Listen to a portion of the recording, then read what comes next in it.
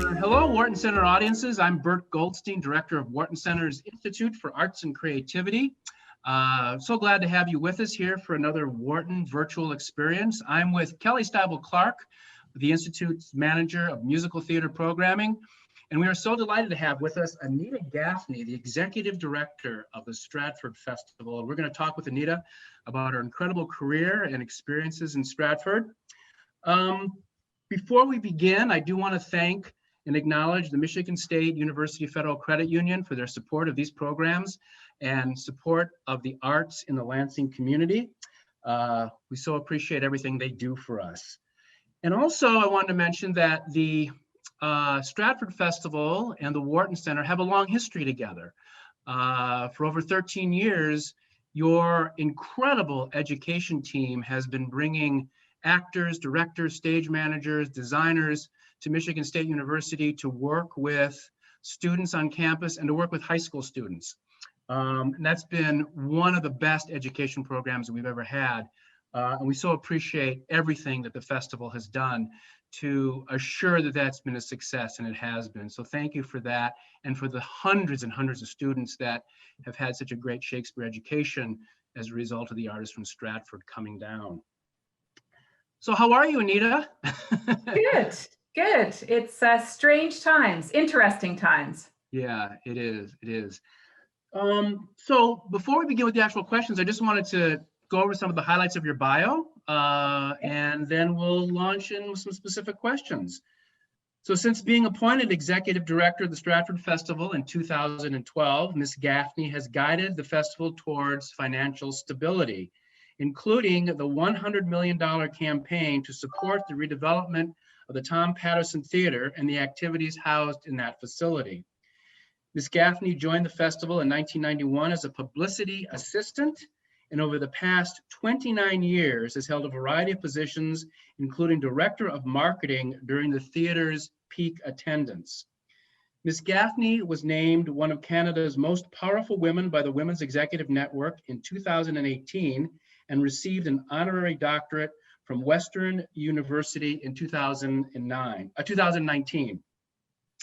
She participated in the Governor General's Leadership Conference in 2008 and received a Business Excellence Award for Personal Achievement from the Stratford and District Chamber of Commerce in 2006. She has an MBA from the Richard Ivey School of Business and a degree in English Language and Literature from Western University. Welcome and thank you. So let's start off with the obvious before we sort of get into your personal journey and the work you've done at Stratford. How is Stratford coping during this challenging time? You know, it was devastating to cancel the season.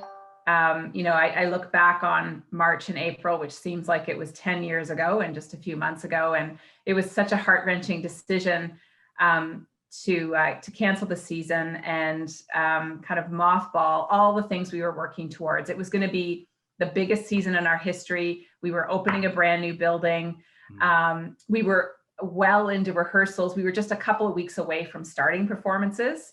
So it was really so difficult for our staff and our artists to set aside that work. Our community, I live in Stratford is a small town, and the festival really is the catalyst for a huge tourism industry in Stratford. So the industry has been much diminished this summer.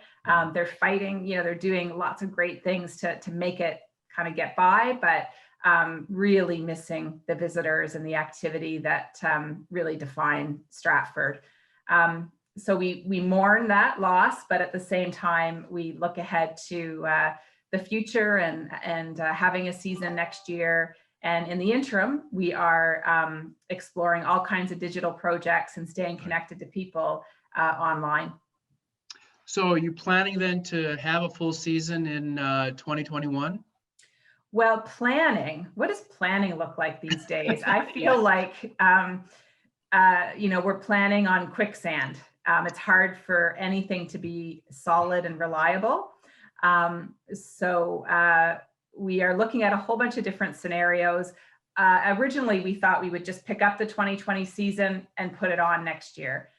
that's clearly not going to be possible given the restrictions on physical distancing. Right. In all ways, for our actors, for our audiences, it's just not going to be reasonable to mount that kind of season in the short term. Our artistic director is committed to seeing all of those shows get to the stage over the next few years. And I think next year, we're looking at a much smaller season, things that would happen outside, much smaller productions that would be shorter so that we would avoid intermissions, smaller casts. Everything will just be scaled down, and kind of the guideposts for us are flexibility. So we can scale up and scale down, because we really got cut short this year, not being able to scale down. And safety, that we're putting in the protocols to make sure that artists and audiences feel safe and are safe in experiencing the festival. Yeah. Sounds like what a lot of people are doing now to try to move forward with this. Well, let's talk about you and the amazing career that you have. I love to tell this story because when I met you a couple of years ago, we were on a panel together here at MSU, and you were telling me that your start at Stratford was selling ice cream in the lobby of the theater, presumably as a teenager or as a student. And now you are the executive director of a $60 million arts organization, one of the biggest and most prestigious arts organizations in the world. So how did you go from selling ice cream to running, becoming the executive director? And what kind of ice cream did you sell? We sold ice cream bars and fountain pop. It was all pre-poured and totally flat by the time somebody actually got to enjoy it. I was in 8th grade when I had that job, and I loved the theater. I always loved going to the theater. I loved the job, as we called it, a cart girl. At the time, I loved that job because I got to, be in the inside and see what happens behind the scenes a little bit, and get to meet patrons. And so I always had enormous reverence for the Stratford Festival, but I never thought it would be a place that I would work.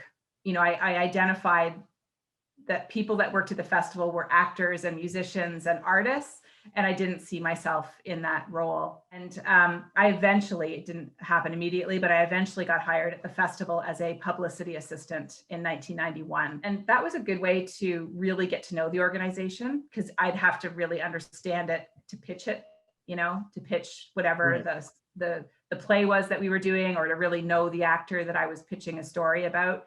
I really dedicated myself to learning the craft, and did lots of kind of educational enrichment after I started in 1991.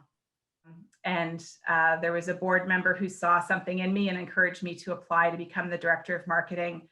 And I did, and I was a successful candidate. And that kind of was a turning point for me, that I started to say, I think I could take on a leadership position here, and continue to really contribute. Good. So you were the marketing director, and then where did that go?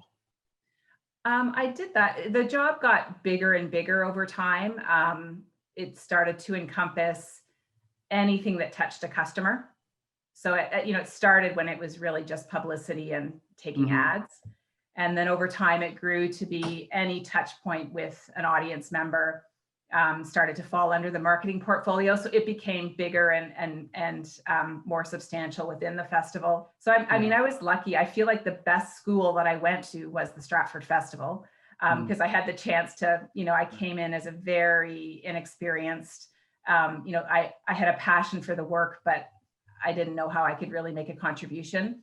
And I had lots of opportunities to learn, to make mistakes, to grow within the Stratford Festival. And so then about 5 or 6 years ago, I became the executive director. And, it's something I dare not even dream of. Like, I love the job so much. I never, ever thought I could do this job. Did you pursue the job, or did they pursue you when the position became available? How did that work? I was the administrative director at the time. Yes, of course, like I went for it. As soon as I could see that that was starting to evolve, I really put my name forward and pressed for the opportunity to be considered for that position. Great. So, what's a day in the life of Anita Gaffney as executive director of the Stratford Festival? I know executive director of any large arts organization is time-consuming, detail-oriented kind of work. What do you do with your, I'm not even going to venture to say it's an 8-hour day, probably far more, but what do you do with your day, and what do you do, as the executive director? Well, it's really changed in the last 6 months. And, Yeah, I you can know, imagine. yeah, so But when you're not managing crisis, let's say just yes. let's say for argument's sake, it's a fairly normal year and you're producing theater and you've got thousands of people coming in to see your shows and hundreds of artists and employees and craftspeople. So what do you do? Well, at the center of it all is enabling and supporting the art. And so that's why I'm there. I stand next to the artistic director, but I also stand very much in support of him and what he wants to accomplish. And by extension, the artists that he hires, the directors and designers and others, and helping them to realize their dreams. My day-to-day job, the kind of people that report to me are finance and HR and production. Anybody that's got kind of a significant budget reports into me. And so I spend quite a bit of time talking about money with people. Money in the arts can be seen as an enabler, and it can also seem as a limiter as well. So it's trying to keep people positive about, we at Stratford, we have amazing resources. It is never enough, but trying to help people to understand what the limitations are and how to make the most of the wonderful resources that we have at the festival. Fundraising is a big part of the job. So I have fantastic relationships with donors and people who have come to Stratford. I mean, I've been with the organization now for almost 30 years. So there's people that, I've gotten to know their children and their grandchildren and, people that I really consider to be good friends and enormous supporters of the festival. And, it's really great to see the work through their experience. People who it's a ritual to come to Stratford every year, and they're so proud of, the first time they brought their grandchild and, and the reaction that grandchild had to a performance and they really want to tell me about that experience. So I love that part of the job. And I had that experience because I brought my daughter up there when she was in middle school, and we brought our high school students up, and that was her first experience at Stratford. And we had a great time. Yeah. So I know what you're saying. Yeah. Yeah. I do a lot of work within the community because we are a big tourism destination and the festival is a big part of that. So lots of partnerships within the city of Stratford, lots of partnerships outside of Stratford as well. And government for the Stratford Festival is one of those partners. So lots of relationships with government, relationship building, education, because of course governments are changing all the time. So and people the individual representatives are changing. So educating them about the economic impact of the festival and the social and cultural impact of a place like the Stratford Festival. I've been really involved in digital projects. So the filming, we filmed I think we filmed 15 productions so far of Shakespeare films, of Shakespeare plays. And so I've had to learn all about how to be a broadcast, how to create digital content now. And through this COVID, we're learning about how to be a broadcaster.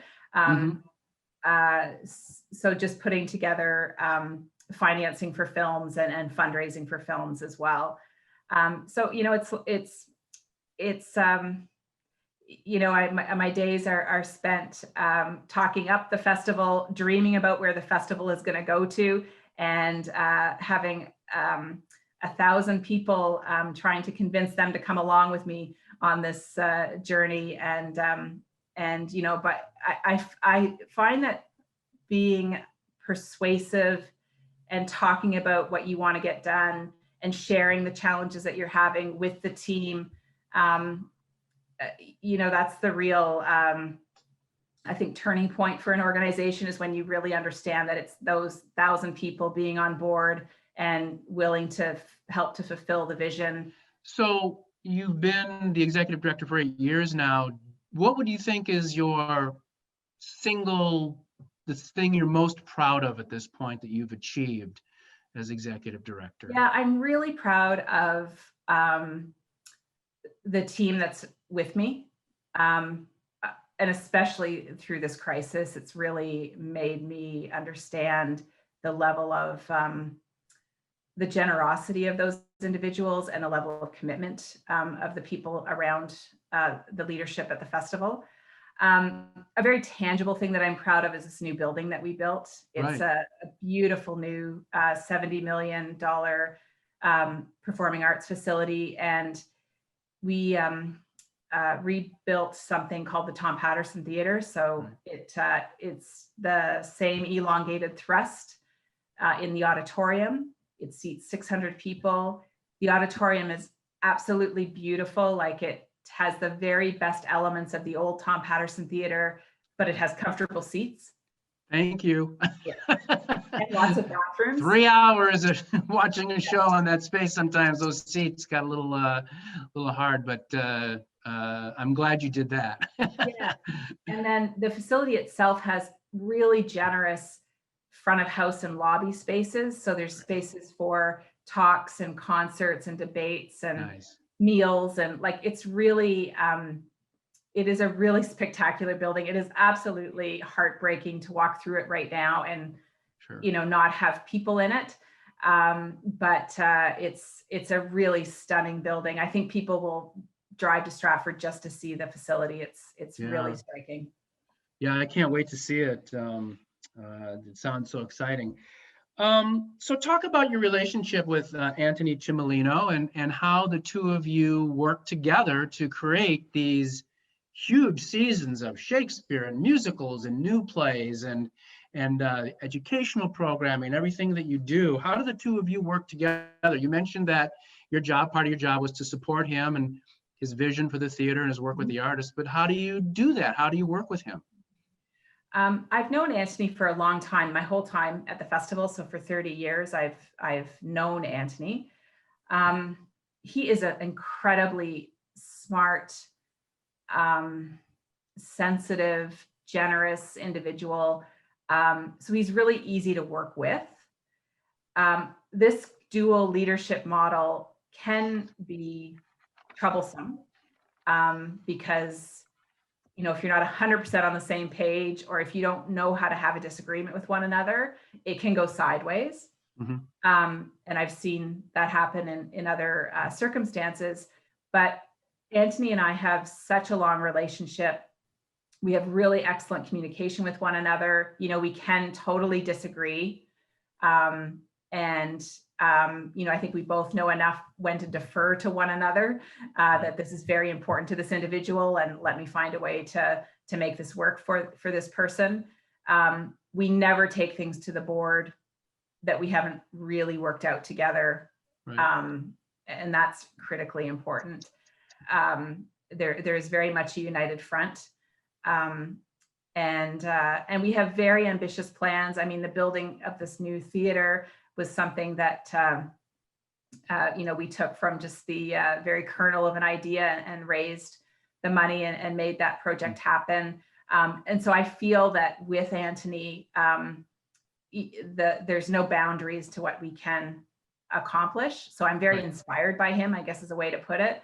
And, you know, I'll try to make anything happen that he brings to me and, you know, he's not somebody he's not petulant and says, you know, we must get these films made. He's, you know, I know this is ambitious. I know this is going to sound like impossible thing to do, but let's break it down and figure out how we can work on it together. So, yeah.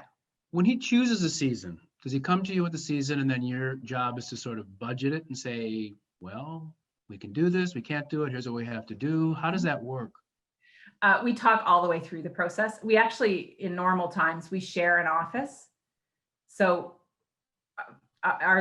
we hear everything that each other's doing. So Yeah. Even when I'm not in the meeting, I can kind of hear what's happening. So, Sure. and I have no qualms about saying, ooh, I don't know about that title. Like, what, who do you think is going to go see that? Like, it's not that I have an artistic opinion, but here's some of the things that would concern me about that, or here's some of the questions that we should be asking and try to figure out if we have the right company members to do it, if an audience will come to it, what venue are we going to do it in? So all through the process, we're speaking to one another about the season. You said he's been there quite a while. He started off as an actor, didn't he? He did. Yeah. He played Romeo in Romeo and Juliet at some point, didn't he? He did. Yes. In 1992, I think, 92, 93. Yeah. Okay. Where do you see Stratford in 10 years? I mean, you were there selling ice cream at one point. And now where do you see Stratford going 10 years down the road? Well, honestly, this pandemic has really knocked us back. I think that it's going to take 5 years for us to get back to pre-COVID attendance levels. Wow. Yeah, it's until there's a vaccine and it's broadly available, I think it's going to take a while before people are really gathering in huge numbers. So it's a lot of the work we're doing right now is viewing the next couple of years as a bridge to the future. So, next season does not represent what the festival is going to be, but it's what the presence we're going to have. Sure. I think we've had really important discussions around equity and inclusion at this time. We've had a number of panel discussions with our Black artists and with our Indigenous artists, and looking at racism at the festival and things that we can do to stem racism and bias and create an atmosphere that is really inclusive and welcoming. So I think I have a great optimism that we'll be building back even better than before. So I see more diversity in the voices that will be the stories that we'll be telling. I see that new Tom Patterson Theater fulfilling its possibilities. It has a beautiful auditorium. It has a number of public spaces that I see it being filled with students and with people doing pre-show events and post-performance discussions and that sort of thing. The festival was founded as a festival. It had in its early years, it had music and dance and all different expression of the arts. And I see Stratford reclaiming that and being a real gathering place for artists and people who see their lives being enriched through theater going and through the arts. Well, you actually answered partially a question that I was going to ask, which was, my experience in going to Stratford has been over the last 13 years when I came to Michigan, and I knew we had the relationship. And so I said, I need to go to the festival every year and see several plays. And I've noticed an evolution of color and gender blind casting. You've had women now playing major roles in Shakespeare, Richard III, Prospero. I believe you had a woman scheduled to play Hamlet this summer. Am I right on that? Yes. Yeah. So we'll talk a little bit more because whARTon is very interested in this subject and bias and diversity in the arts. And so what's been Stratford's evolution to embrace that? We've been very deliberate about encouraging diversity, particularly on our stages. And, that's been important for opportunity for artists. It's also been important for our audiences to see diversity on our stages. I think where we need to do some work is really being sensitive to the cultural differences of the individuals coming into the organization. I think it's not sufficient to bring diversity without really understanding, for an Indigenous artist, for instance, and might be telling an Indigenous story. We really have to be having an entirely Indigenous creative team. We have to create an atmosphere where we can do smudging ceremonies before rehearsals, where there's real sensitivity across the entire organization about the approach to costuming and the building of costumes and the sensitivity of traditional regalia. So I think it's, we have a lot to do here, to really be truly inclusive and an equitable organization. But I think what this moment has given us, if there's any silver linings out of the pandemic, is for us to just take some time to step back and say, we've made this amazing progress, but it has not been all smooth sailing. There's been some hurt along the way. Let's understand it so that we can come back to really be creating spaces that are safe and inclusive, and that we can have conversations about things that are uncomfortable or so I'm excited about it. I think this will be, I hope, something that defines my time at the festival, is helping to create this atmosphere where people can really do their best work. Sure. So I asked you about the future, but since you've been with the festival, we've talked about diversity and inclusion. What other changes have you seen in your 30-year relationship with how Stratford changed? Well, we had 3 theaters when I first started. We now have 4 theaters. I think there's been a real diversity in storytelling. Lots more Canadian content. Lots of new Canadian plays are coming. So we did something called Elizabeth Rex, which was a trilogy, and that was really popular for us, written by a Canadian playwright. Over that time, we've started to do 2 musicals a year. So there was a time when there was 1 musical, and I think the musical was viewed as, something that paid the bills.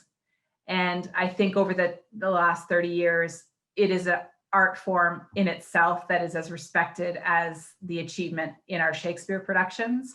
Mm-hmm.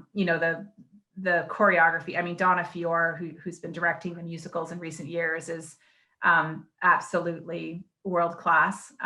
She brings such discipline and imagination to the musicals. So the work there is incredible. And I think that the festival's digital presence is also something that's really been, I think, leading for cultural organizations. I'm so glad that we created films of the productions, because that's been a godsend as we have had our theaters shuttered in recent months.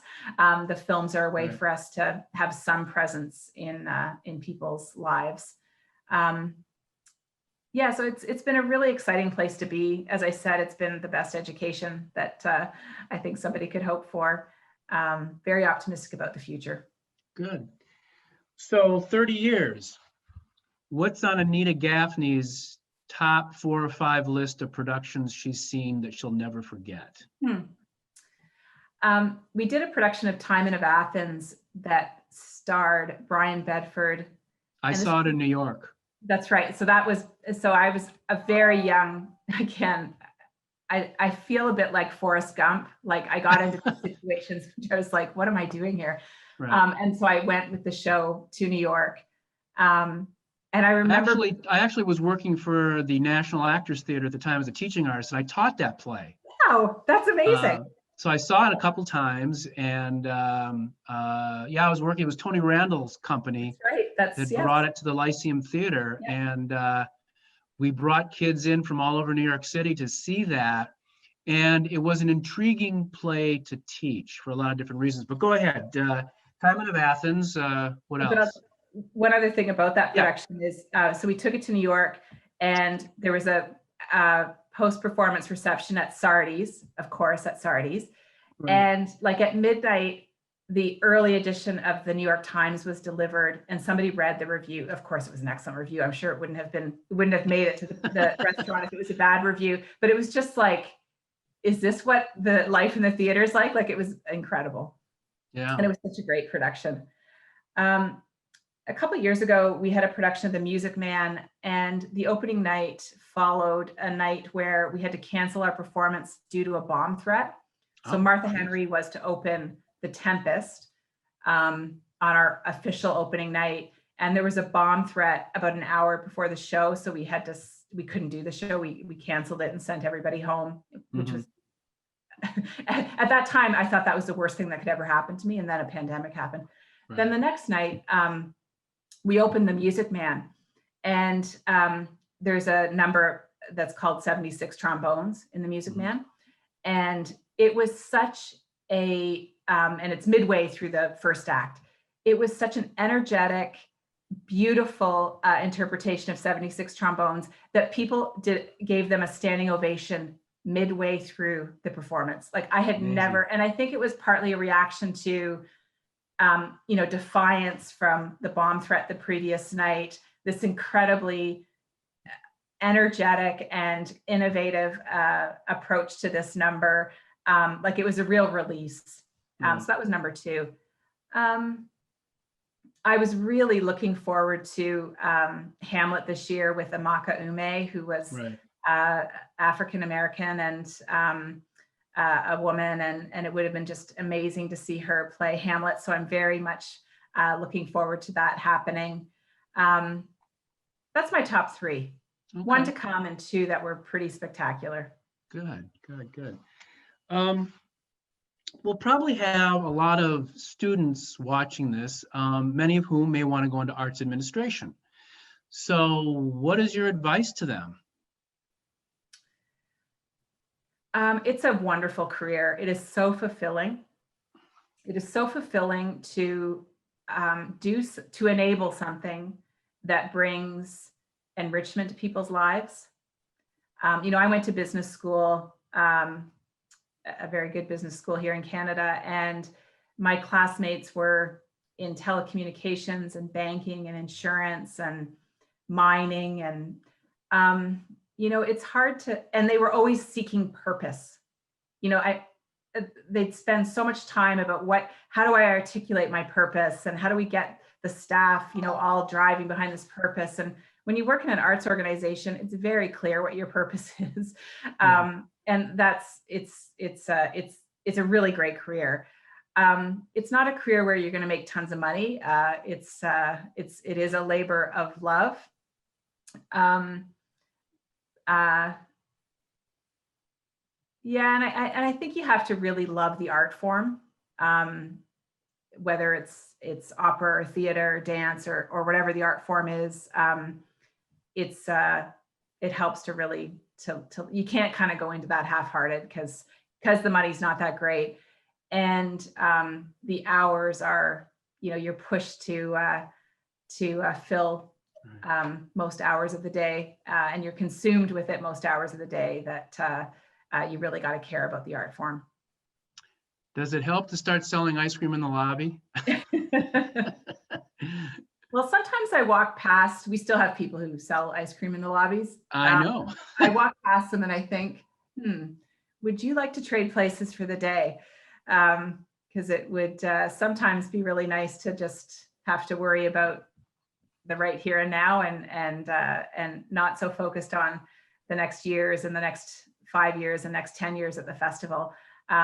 And it's very hard right now as everything is, it's hard to know what's going to happen next week and next month and 6 months from now. So this planning is pretty challenging.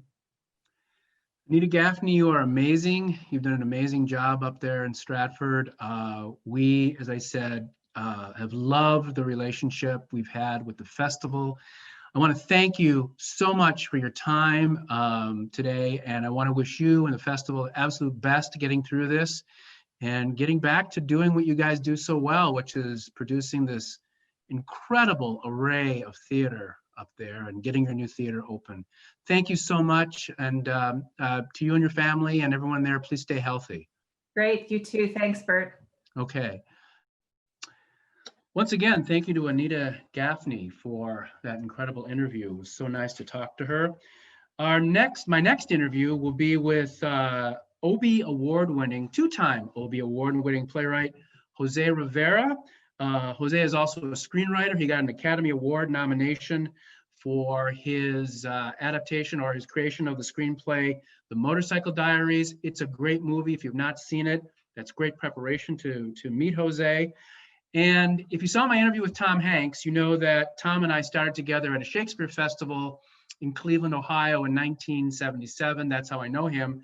Well, Jose was also in that company. He had come up from Denison University. He had graduated college and for a time wanted to be an actor. And he also was in that intern company with us. So that's where I met Jose, and it's been a 40-year friendship with him as well. He is clearly one of the top playwrights in this country today. He's articulate, he's passionate about what he does. So we will let you know when that interview with Jose Rivera will be out. And for all the other virtual activities we're doing this season, please get on the website, check it out. We have classes, workshops, whARTon Wednesdays, all coming up. Again, thank you so much for joining us. Thanks again to the MSU Federal Credit Union for all their support of what we do. And please stay safe. See you soon. Thanks.